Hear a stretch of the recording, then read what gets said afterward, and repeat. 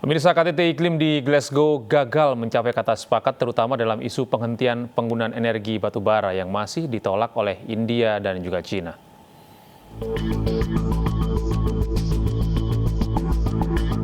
Hampir 200 negara menerima kesepakatan iklim yang kontroversial pada hari Sabtu yang bertujuan untuk menjaga target utama pemanasan global.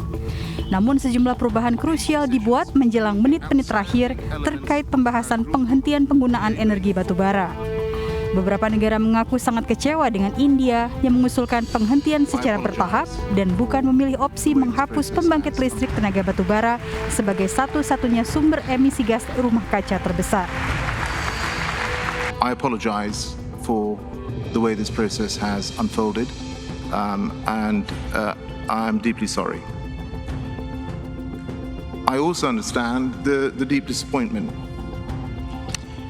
But I think, as you have noted, it's also vital that we protect this package. Di Jakarta, Direktur Greenpeace Indonesia Leonard Simanjuntak menyesali hasil COP26 yang tidak mampu menyepakati target-target spesifik demi mencapai target utama pemanasan global maksimum 1,5 derajat Celcius.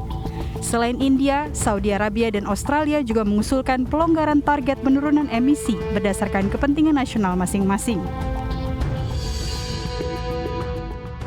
Indonesia sendiri sebenarnya dalam perundingan 2 minggu yang lalu di Glasgow termasuk 23 negara yang punya komitmen untuk menutup operasi PLTU secara bertahap.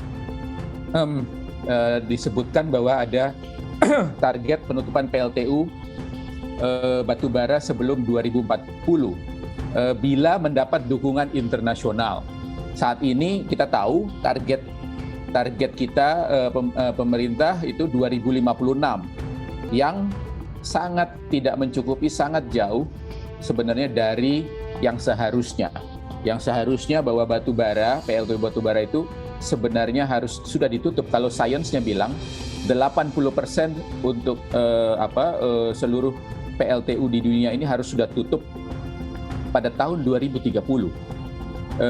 Bila kita mau mencapai 1,5 derajat maksimum.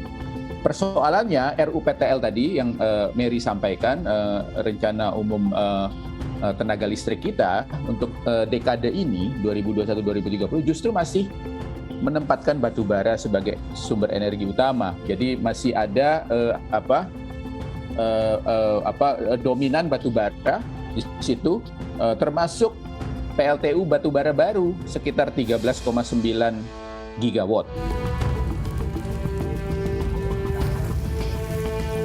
Di sektor kehutanan, Greenpeace mendesak pemerintah Indonesia untuk berkomitmen melindungi hutan alam dan lahan gambut yang tersisa, menghentikan izin-izin baru, dan melakukan evaluasi terhadap izin-izin konsesi yang sudah dikeluarkan, serta memperkuat penegakan hukum untuk mencapai nol deforestasi.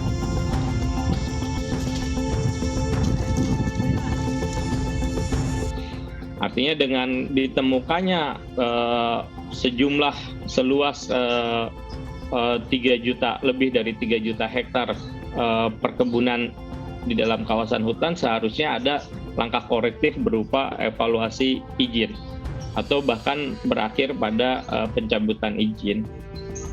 Itu satu. Kemudian kami juga dalam hal ini mendesak pemerintah untuk memperkuat penegakan hukum. Karena setelah tadi misalnya izin-izin itu direview, kemudian dicabut, dievaluasi, maka perlu ada penegakan hukum yang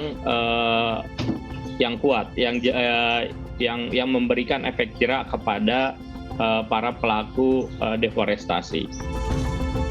Greenpeace juga mendesak pemerintah memperkuat moratorium hutan dan lahan gambut dengan regulasi yang kuat dan mengikat pada level peraturan presiden serta melindungi hak-hak masyarakat adat. Dari Jakarta, tim iNews melaporkan.